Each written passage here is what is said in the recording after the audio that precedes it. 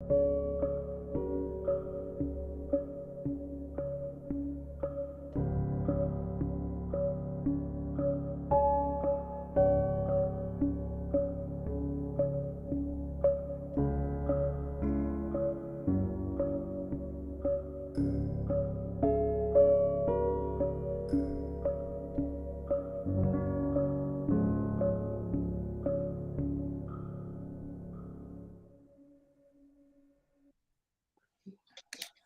what's good? What's good? What's good? This is the only podcast by artists for artists. You already know this is episode 10. This is Mousiki Radio. What's going on? What's going on? Hey, this is your host, the Godfather, my co-host today. Cedrick Bogan, your boy from FRLMG. And then the your one boy. and only Wooddro Wilson. What's good, my brother? What's good? Man, living the dream life, man. How's everything over there on that side? I'm good. I'm definitely good. What about you, Wooddro? How you doing? Hey man, we living, enjoying life, enjoying all the little moments, man. Yeah, you gotta do that, man. You can't get that back. Exactly. Time is one thing we can never get back.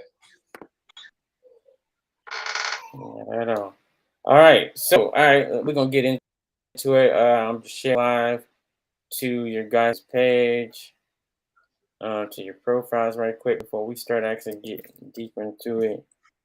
All right, so let's start first, right? Your history. Let's get into us. Tell us who Wooddro Wilson is. Tell us how you got into the rap game, or how you became an artist. You know what I'm saying? Let's get into it. All right, Wooddro Wilson is Cedrick Woody at the end of the day, and Cedrick Woody is from Greenville, South Carolina.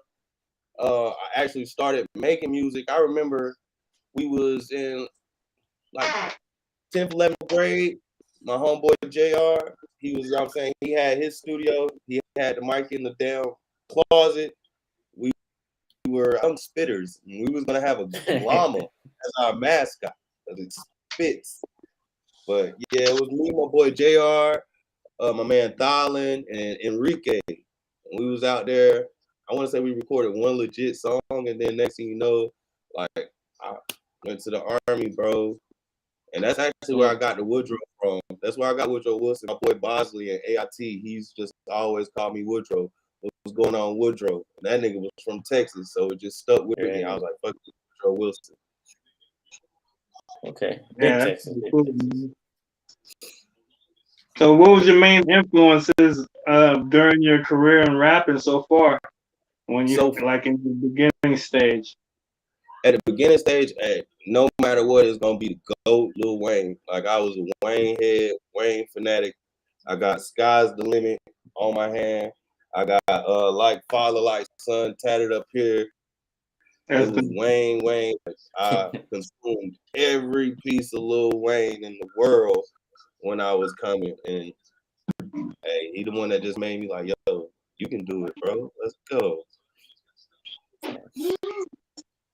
Yeah, he's the reason why I be wearing these grills all the time.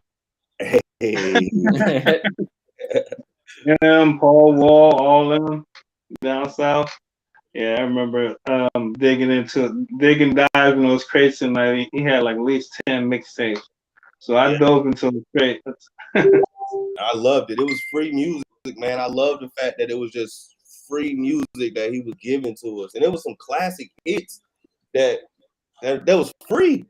Like, yeah, some were free. You know, a couple of those joints that were on the mixtape ended up being on a couple of his albums that made it one of the #1 hit singles at the time when it came out with the Carter 3 and 4.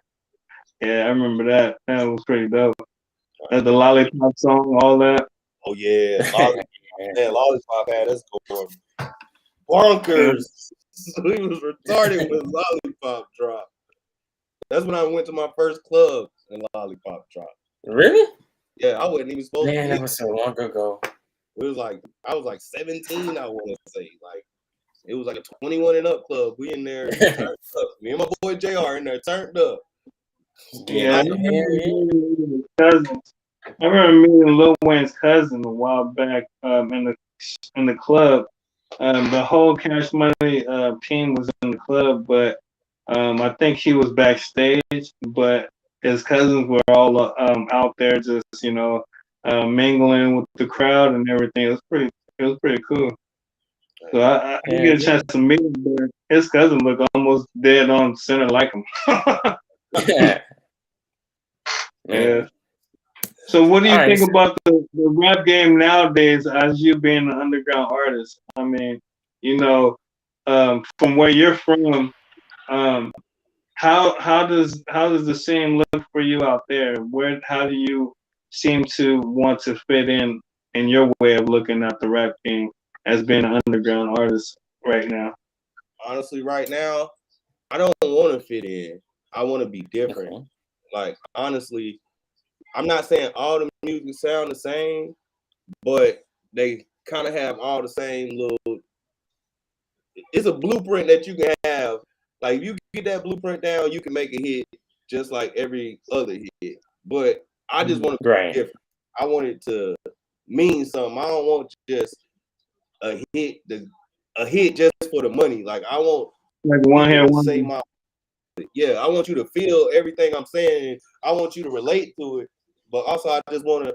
Right now, I want it to be positive. Like I don't Yeah. want to say nothing about no ops. I ain't trying to kill nobody. I ain't selling no drugs. I ain't doing none of that. I just want to be positive and speak positivity. So everybody, when you say my words, you speaking affirmations to yourself. We need those type of artists too in the rap game, and they're very underrated. Um, at the time being right now, it's very underrated because it's a lot of negative rap right now that everybody enjoy the It's most, true. and it's really trying to hear it. And yeah, you're right. We need more rappers like you out there to embrace a different side of a culture of hip hop. That's all we That trying to do. speaks our other topic, right? Yeah, Let's go into the other topic, the rap scene in ATL. We talking about how rap is influencing everybody right now, man. Everybody's going to jail for them RICO charges like it ain't nothing. They taking Fulton County, they taking your lyrics and incriminating you. They get RICO charges. Little Baby's next. 21 Nah, Savage is already on the list. man, baby ain't next, bro. Baby ain't next. If you watch that documentary, man, after I watched it, like I feel like Lil Baby, one, the camera's been on him ever since. Like literally the camera's been on him ever since he first started. Like ever since he first signed with QC, the camera's been on him because the footage from the documentary, like, and for Right. him to, I don't see him getting caught up in the RICO case, bro. I don't I see him. believe I agree with him because he's a very humble young man as well too. He's not very out there, outspoken. He's not an outspoken cat. He's one of those. He's not one of those cats that's really out into trouble, trying to get into trouble all the time, or trying to get into Right. beef with people and stuff like that. He's not one of those type of rappers like that. He's one of those type of rappers that's he does it. He raps his rap and everything, and he talks about his past, but he always influences outside of rap, helping like helping younger people get jobs and stuff like that. So yeah, he has a foundation that he's trying to pull right now by trying to open a lot of open doors for for the younger generation right now. Yeah. So I can see him being in 10 years being a billionaire in 10 years. I can see him being Like the next a Gucci, billionaire. I see him like the next Gucci, without him going to jail. Kind of like how Gucci, Gucci been in the game for a minute. Can could trap. I feel like he could take that role. Hey man, hot take, man. I'm saying that he the next JayZ, bro. Moving and the money moves that he doing. You know what I'm saying that could be the next. I don't even want to say the next JayZ, but like the JayZ of this. He is. Actually, he is Is pretty he a much. trap? He can't say that he is like a younger JayZ type, ATL type. Right. You know what I mean? You can't say New York type because everybody got their own swag in New York, and it's totally different from ATL. So it's like when you're looking at Lil Baby, he's a family man. He got his son. When you see him on camera, he's with his son. You know what I mean? He's trying to do his family thing, and that's what a lot of rappers that in that age bracket do not promote at all. So he's like one of the rarest rappers at this time that showing a positive message for their generation, for the generation that's behind us, which is, you know, because in my generation we have Nipsey Hussle. Nipsey Hussle's gone, so that's what I'm talking about. Okay, so all right, Wooddro, what'd you think? I know you heard the new song or heard the album. What'd you think at least about God Did from DJ Khaled's album? What that specific song? What'd you think? Keep it a buck. Usually I would listen to Wayne and cut it off, but I saw all the hype around the JayZ verse, so I just went on and skimmed straight to the JayZ verse. Like I haven't listened to the whole song and tried to like feel the whole song. I just listened to the JayZ verse so far, and Yeah, I mean, think Wayne should have did that. I give him his flowers for it, but to me personally, it was like, hey, bro, like I saw you do everything. Like everything you rapping about, salute. But I don't feel like that was worth 5 minutes of Hov did. No. Like I know what you did because I saw you do it in real time. Like if it was back in the day without social media and us knowing and seeing everything that you're doing, these news articles, if it wasn't all that, that verse would have been fire because it was like, I didn't know that he did that. I didn't know he did that, but bro, I know you did it all. I already know. Like you gotta know the difference too. Lil Wayne and JayZ, they both freestyle. They don't write. Yeah, that really. Too.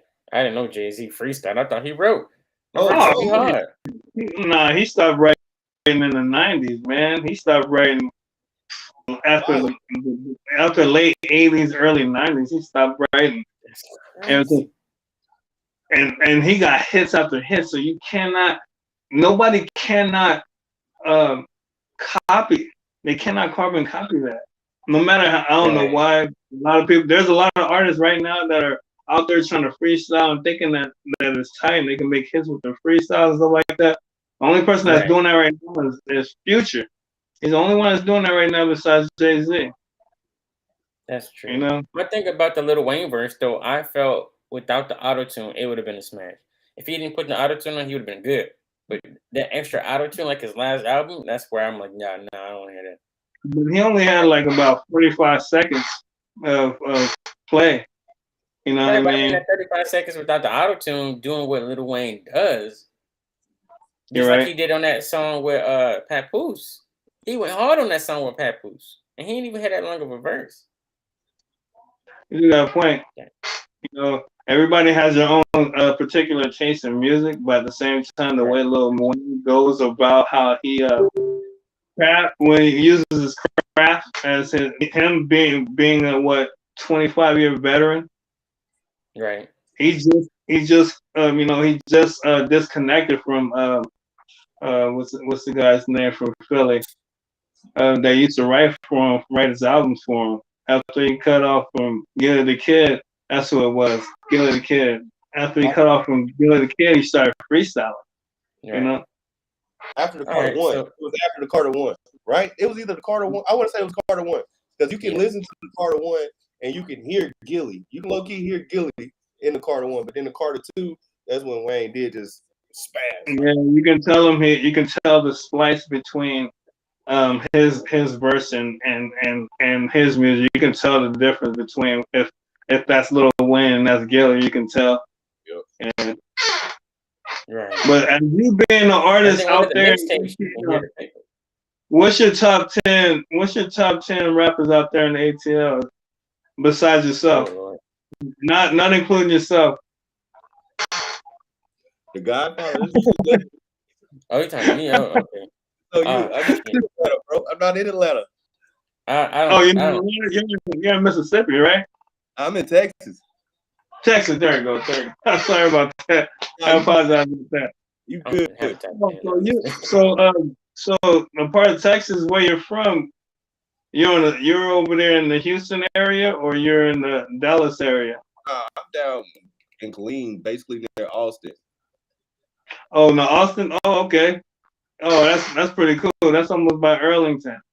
You gonna put Megan Thee Stallion as your number one? Nah, bro, never that.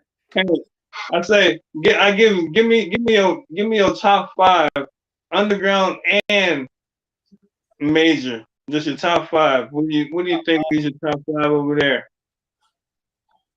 My personal top 5. Yeah, Like, that you jump right in your ride, and then you be like, all right, this is the playlist I'm gonna play. Boom. And then, Number one, Money Man all day. and Money Man, Lil Wayne, Lil Baby. I'm still gonna keep it modern because dang. I'm gonna throw 2 locals to end my list, and that's gonna be Contro and my boy Retro. Retro Hendrix and Controversy. Yeah, I'll put them with them. But shout out to Retro. That's what's up right there. Hey, he on here too. Shout out to Retro. Thank y'all for thank you for watching, bro. For tuning in. I appreciate that.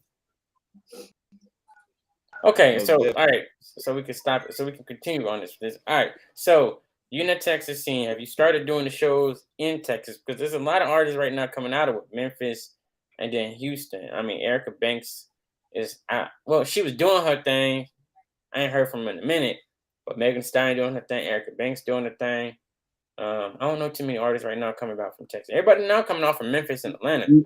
Yeah, so I think Megan Thee Stallion came out with a song with Future not too long ago. Yeah. It's slowing down right now because everything is Memphis right now. The big thing of people getting signed is right now that I've seen was Memphis. So coming out of Texas, do you starting to see more artists progressing to actually trying to build a career? Because everything is in Texas. You can go to any spot. I disagree with that because Yella just collaborated with DJ Paul from 3 6 Mafia a couple days ago. And he's in the studio cooking up something right now. He did. Didn't he just drop Pimp C not that long ago? I want to say. Yep. He did. Yep. The artwork was a classic on that one. Oh yeah. The artwork and the lyrics is just on point, man. Oh my god. Yellow guy, he got it. He sets the tone for his genre, you know what I mean? Because in Texas, you know, a lot of people they still go by the DJ Screw move too. Yeah, but they do rock that hard. Like a lot. I remember going. You went to a club down here, right, Lit? Because if you go, like, if you stay late, they'll start playing that old school Texas shit, like out of nowhere. Like, into the club, they gonna turn the lights on. You gonna see some. They gonna start bumping that South Side outside shit. And them niggas lights on, closing. They still like, hey, that Tex, bro. Be my wife, bro. Don't play that shit. Her, bro, she'll turn into a whole nother animal when that shit come on. Yeah, I know exactly what you mean on that, man. That shit come on. Cash, what is it? Cash Money taking over for the 99 and early 2000s. As soon as that come on, it's over. So what do you think about the way the Texas underground scene is going with how people are connecting with each other networking wise? What do you get embraced by the love of the hip hop community there? I mean, honestly, I'm not really doing shows, bro. Like, I see how a lot of people are networking, and who can I say? The nigga Chuck Wavy, baby, man. This dude is moving. Like, he doing some good shit. Like, moving, making he making some good music too. Like, my circle's so small, but I'm waiting on my boy Retro to bless the city with another culture. Like, I'm waiting on that. Like, go ahead and bless us. But I got to. The only person I've seen is Kobe Carlton Carlton. The only person I really seen coming out of Clean is him. And Yeah, I mean, waiting on I Retro. can't say I really don't mingle with a lot of like. I can't say I don't mingle with a lot of artists, but my circle is just so small. Like right now, Retro and Contra, like those are really the like 4EK too. I fuck with 4EK, but He like been putting out some good music. I yeah, do. His videos be bomb. I see them grinding, and I see the work that they putting in, and you know what I'm saying. I'm like the type of artist that's like, if I can goddamn drop some shit without my face being seen, and that shit pop, I'm good. Like I just want the music to go. Like I really Right. don't like the light type stuff. Like I'm behind the scenes, like the little dude. Like hey. Right. All right. So speaking on that, right? Females in the rap game. What y'all think about that, right? Because they've been popping right now. Every female, a lot of females been popping off right now in the rap game harder than these niggas is. In my point of view, I look at it like this. This is the female rappers are what's time it is right now. Cause like there'll be a time in hip hop to where you just hear nothing but females going at it, just on top of everything, and the next thing you know, it's just all males all of a sudden, and then next thing you know, it'll be a mixture. But this time around, it seems like it's starting to get to that moment to where it's getting a lot of female artists being exposed, and it's starting to be a lot more being out there, being right, being more in the front for. So what you guys think? Shit too. They're talking that gangster shit while niggas is making way more gangsters than the rappers. Yeah, with showing off way more money than other rappers that are male rappers out there doing their thing.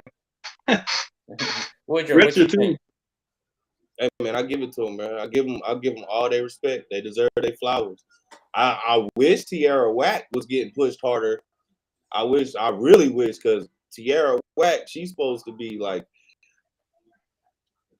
the queen. Like I give Nicki got her shit, but right when it comes to like when you listen to Tierra Whack, bro, she snapped. Like she snapped. I watched a clip of her earlier, and she was just doing some random shit, bro. But it was just, she said a bar about like, I already done forgot shit, but she said some crazy shit, and it just fucked my shit up. And I was like, so what about Big Glow then signing it to CMG? You think she deserved that $500K? And niggas was mad. They was heavy mad. Give her $1 million, bro. Give her $1 million. Give her $1 million deal, because she about to goddamn. She about to bring more females to CMG, to the music in general. Like she about to, because they were really dominated by just males anyway. And I mean, it was cocaine music group. Like it's like what? And now you got a female artist that's about to bring the females to it, bro. Yeah, and she not rapping about her pussy either. She ain't just like, yeah, my pussy tight, pussy good. No, she rapping on the game. She rapping that hard shit. Yeah, she good. And the funny part about it, though, the funny part about it is like, they're all well, a lot of them are getting, a lot of female rappers I've started to notice are getting signed to either QC or either Yo Gotti's record label. He's signing a lot of female artists over there. Yeah, and they're getting a lot of clout over there. You know. Hey, that's where the money. What do you think? What do you think about the Zero? Have you ever heard about the Zero getting jumped over there at the Trader Truth event? Yeah, it was at the 50 Tycoon event. I want to say, but I want to say they've been putting some more out about it though. Man, when it comes to like drama like that, I don't even try to pay no mind to it. Like, they two grown ass men with money. It ain't even no reason y'all to be doing whatever. There's no reason why you should be beefing. Why y'all should be supposed to be celebrating y'all success.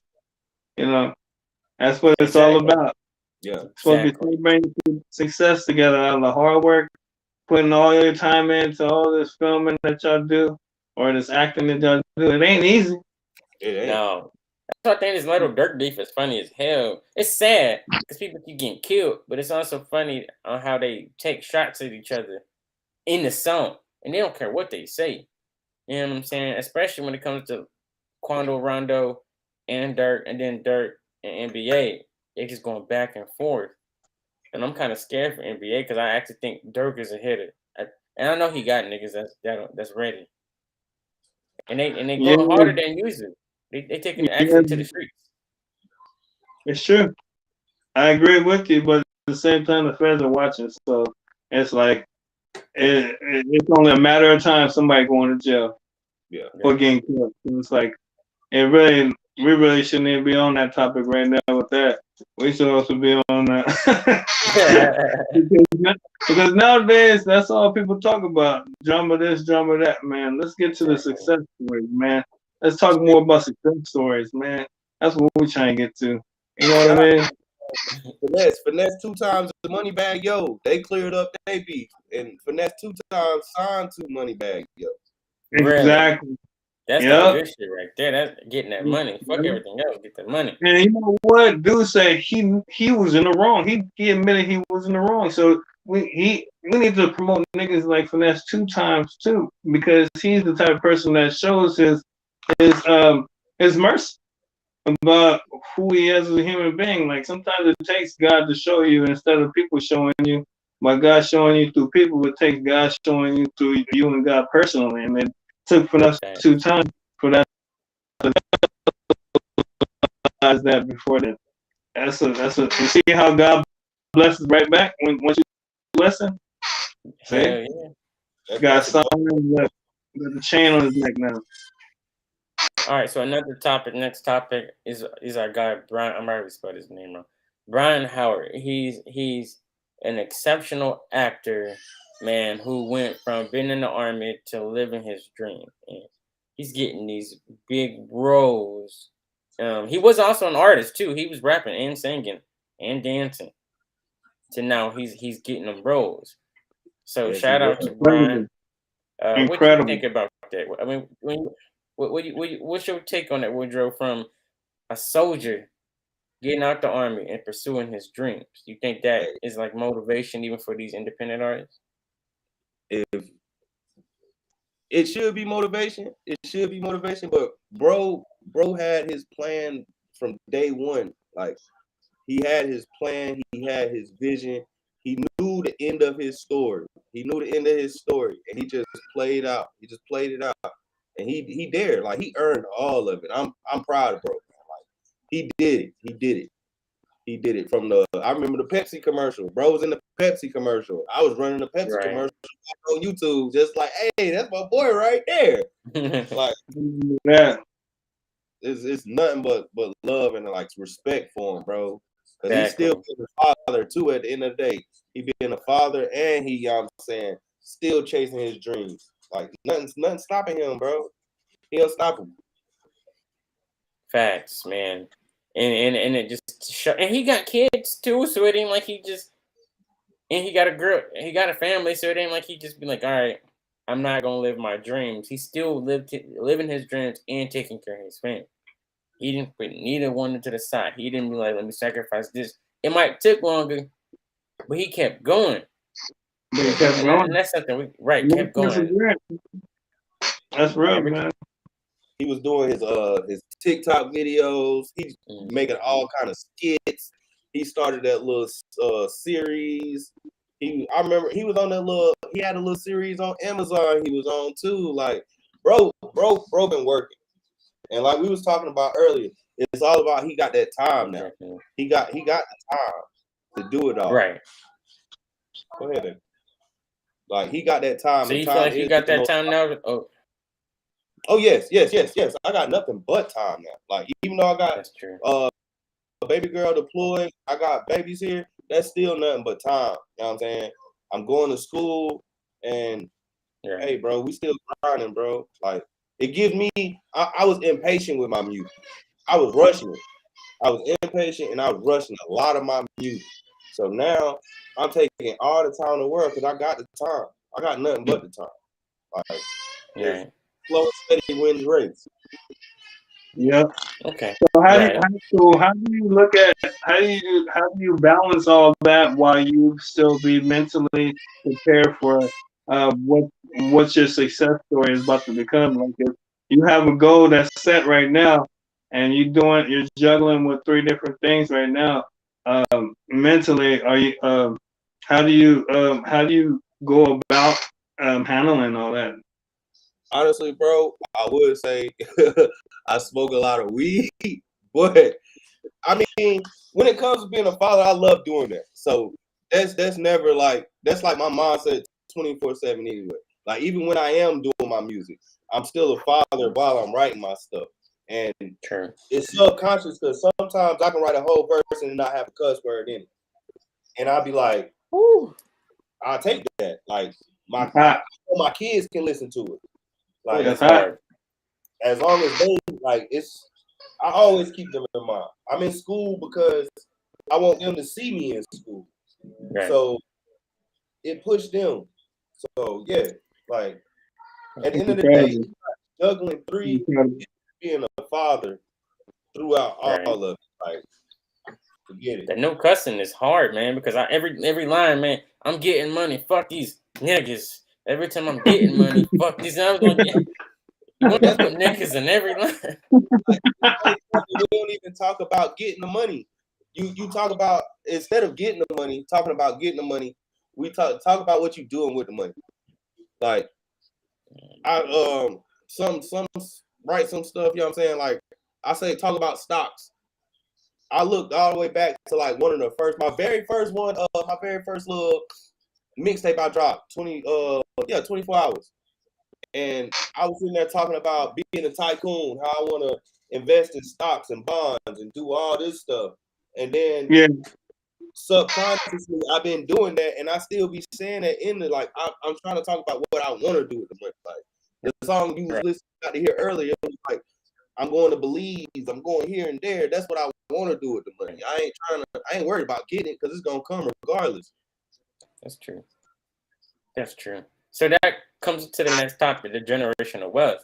I see a lot of artists don't think about that generational wealth. They sign quickly just so they can get that $1 million check, and then what? That's it. There's a clip from one of when you really look at it, generational wealth has a lot to do with financial literacy because people have to be able to understand the capabilities of what money does for people and the way you look at life of how you want to perceive the way you want to spend your money.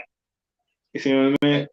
That's true. But there's a clip that went viral on Facebook, Instagram, and TikTok of one of 1017. I think it's 1017. Yeah, one of 1017's artists was on a podcast talking about how he got 100K and he a felon, and that 100K was gone within just a few weeks.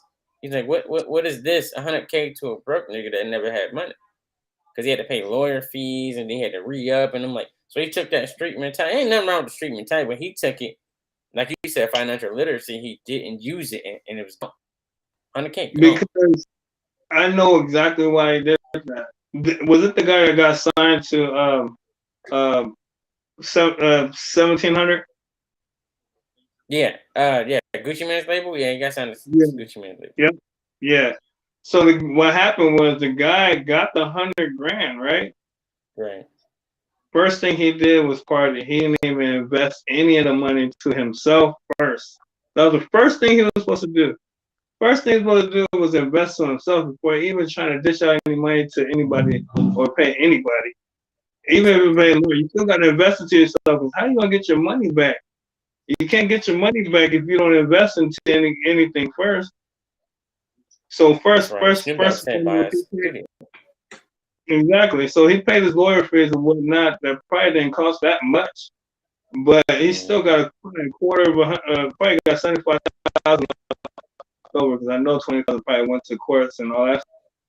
75,000, still got another 25,000 to invest, another 50,000 to invest into anything. Like you can be able to get that money back within a week. You can get that back. Exactly. You can invest in Bitcoin. You can invest $5,000 in the Bitcoin right now, Get that and back. wait for it a month later. I guarantee you'll get at least 100 or more than $100,000 back. But he didn't do that. He partied with all his buddies, spent it up, all that stuff like that. By the time he got to the studio, he was already at $10,000 already. And that's why I say for artists, if you do ever get that deal, buy you a studio because it's passive income, and then the label don't have to charge you for studio time. You got your own studio. Go in your own studio, record the album, pay your own producers, and save money. That is But smart. see, what he did was what he did was he didn't spend it on the things that mattered. He spent it on the things that where he was capable of just life for the party. Because people think that $100,000 is not enough. You can't see. It's the thing that it's the mentality of the way you have that money in your hand. See, Right. and the mentality of him, he thought of spending it. He didn't think of it investing it. He didn't think of it not once of investing. So No. then now he messed his deal over. Now he can't even recop his deal anymore. He can't re-up his deal unless he makes that money back. Because basically that's a negative. Right, it'd be in the negative all over again. That's like going to when you see the clips of Icebox, right? You see how much money they spending in Icebox? 400, exactly. 500, 600,000, man. You spending somebody's whole deal that they may be getting on Icebox, and when if you got the money, I get it, but you spending that in one time. You gotta look at it like this. It's like a bank. The labels are like a bank. They are offering you money to invest into yourself because they believe that you have the capabilities of helping them make money. So what they dash you out the loan, which is when they sign you for whatever they want to sign you for, say 1.5 million to $100,000. That's a complete loan. That ain't nothing like, oh, you're talented. Here's $100,000. You're talented. Do whatever you want, and we'll still continue to pay you where you're signed with us. That's not the way it works. That loan, that's a loan for you to invest into yourself. However, to make that money, to recoup that money back. So by the time the end of the fourth quarter happens, and they do an audit, they're gonna be looking at you wondering whether you know it or not. If they think that you don't know, they're gonna steal the money that you earn from whatever money you made from the music. Or if you have the brains to figure it out, they will try to take you to court for your money. So it's either or. So it's either or. So they ain't gonna sign you if you don't make that money back. Say, dude made his money back. He say, oh, they gave him that space. He signed that $100,000 deal. Okay, he got it. Boom. So he spent his money, but he still recopped that $100,000 back out of nowhere somehow. And he paid these people, paid that loan right back, the $100,000 back. They can resign them right back again, boom, and give them probably another $200,000 for another probably a bigger loan, because it's pretty much a loan. Because the way the banks work, it's just like a bank. Because the bank is not meant for you to save your money. It's meant for you to have your money there for the bank to lend it out to whoever wants it. That got enough credit, has the credit to lend it out. So you can have the money that we have in our banks right now, that's in our banks right now, is already lended out already. It's already lended out to everybody that's asking for loans right now. It does not mean that our money is not there. It's just the way the banking system works. So it's like, so the labels are smart. Yeah. And another thing too, the labels are really smart when it comes to this stuff. So you have to be very knowledgeable when it comes to dealing with the business side of music and the music side. That shit is hard, man. I personally seen how hard. Every dime you got, and pretend that you didn't even know they did it. So it's like you gotta be smart enough. Right. So Wooddro, you still got your label?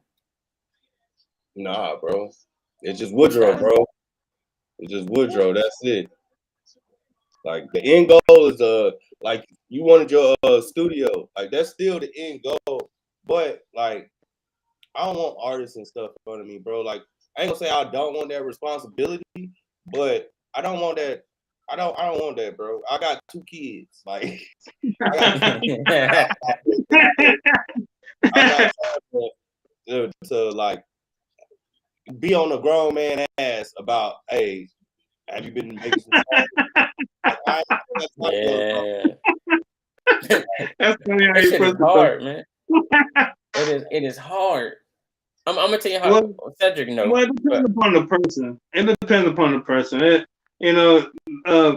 Everybody has their own way of looking at and has their own perception of looking at things. So it's like you can't always base, that logic on just the whole acceptance of how that's supposed to work. But yeah, Right. you have a point though. You do have a point though. You have a strong, valid point on that. I ain't gonna lie, because I've been through it too.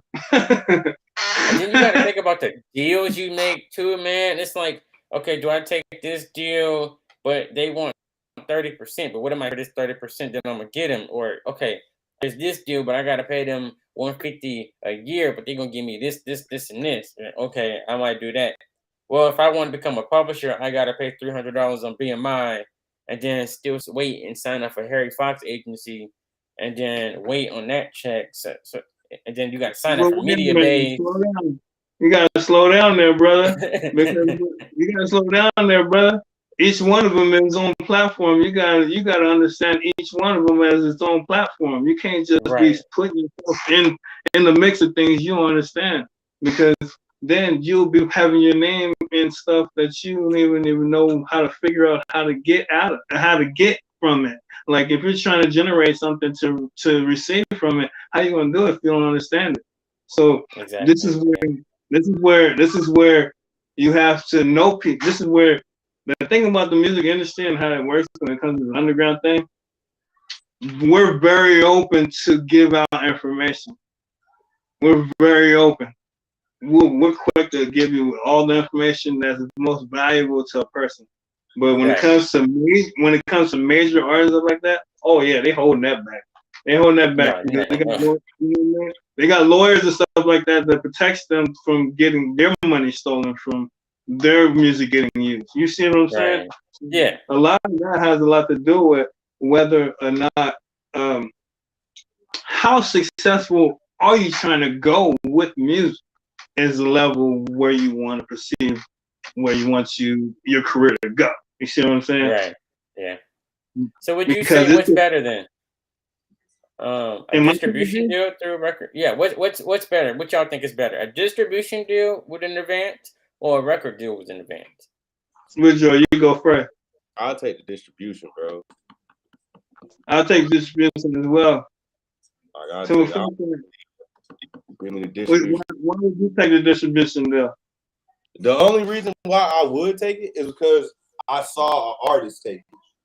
And my number one, Money Man got a distribution deal with Empire. And he's still basically independent. He had a deal with Cash Money, but he bought himself out of that deal. He didn't like the deal. He bought himself out. And he remained independent. So, like, that's why he one of my favorite. He's my number one right, bro, because watching the way he McMahon was with him too. I thought he left with McMahon, didn't he? Or he left by himself, huh? Him and McMahon was clicked up when he was signing Cash Money. That's possible. I want to say so. Because they did. Well, because I thought I found out about that, about them clicked up when he was signing Cash Money, but then I thought it was supposedly like they were supposed to both leave, but I guess he left first, huh? But I give him a respect because man, again, how you would say how to use your money, what to use your money for, and watching this man, you know what I'm saying, buy grow houses, he's still low key, he still sells weed. He still sells weed, but it's legal. It's legal. Doing it the legal way. Like he's still the drug king, but he's doing it the legal way. He got his shit in dispensaries and shit. Like, and he fucking like he just putting his money in the right places. And if you listen to him, he gonna tell you how to put your money in the right places too, in order to build along with him. Like that's what started my crypto journey. I was making money with money, man. That's Hey, on LLC. that's the new move, man, and people need to be catching up to it because in the next 10 years, it's gonna change up. Coins might be obsolete within 10 years, man. You might never know. A lot of people are getting rich off of crypto and a lot of different NFTs and a lot of different stuff like that. But a lot of other people are not hip to it at all either. So it's like we're at a timeline in history where people are gonna be forced to jump over to the next phase of technology, or else when they start changing money over and start making it more valuable in different areas where we can't reach to it, it's gonna be harder for people to get money. So it's like it's gonna be everybody gonna be they're gonna have no choice but to start using that too, having it as a tool to make money. As soon as they regulate it, it's over. As soon as they regulate crypto. As soon as they start regulating crypto, it's gonna be the same thing as regulating like the federal. See, the feds always want their money. So if they want their money, they're gonna want it in a bulk. They ain't gonna want it in no little dimes and nickels. No. So it's like you gotta get it how you live, man. And right now, at this point in time, this will be the best time to learn about crypto and cryptocurrency and NFTs and how to trade and do e-trade and options, stuff like that. So that's the fastest money maker right now for millennials at this time.